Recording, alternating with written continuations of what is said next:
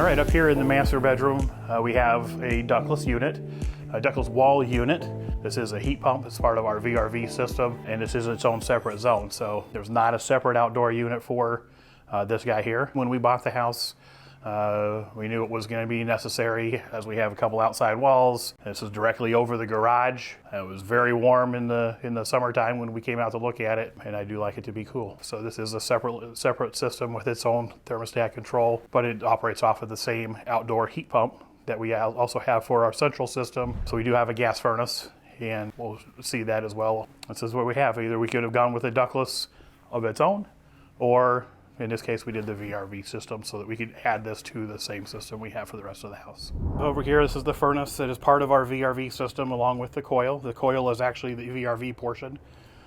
So much like the ductless unit that we have upstairs, this is one of the zones. We can have up to 9. The coil is one zone, and that's controlled by a separate board that communicates with the unit outside that we'll see in a little bit.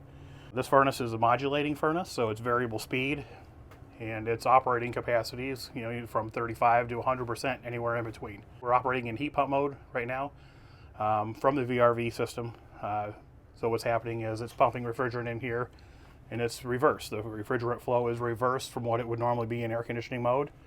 It gets the coil hot, air blows across it, and it is nice warm air that comes into the house. We really like the heat pump. It operates very quietly, and last year we ran it. The system was installed in October last year. We ran it the entire winter. I think the furnace kicked in 4 or 5 times all year long, so it works extremely well. All right, this is our outdoor unit. It is a heat pump, so it does heating and air conditioning both. This is a Daikin VRV. That's your variable refrigerant volume. So essentially what it does is it sends in the amount of refrigerant required to satisfy the needs of the system inside.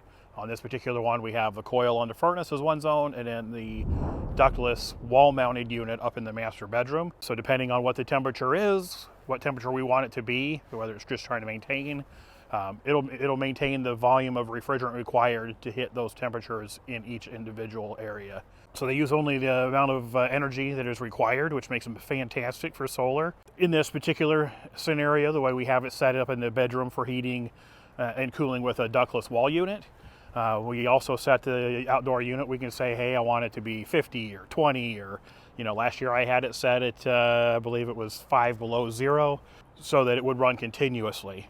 What'll happen is once it gets, let's say I set it at 25 degrees, when this kicks over to the gas heat, because it went below, down to the 25 degree mark, it will still provide heat via the heat pump in the unit upstairs. So that is a nice feature as well. So we have one unit outside, and you can have up to 9 with the VRV system.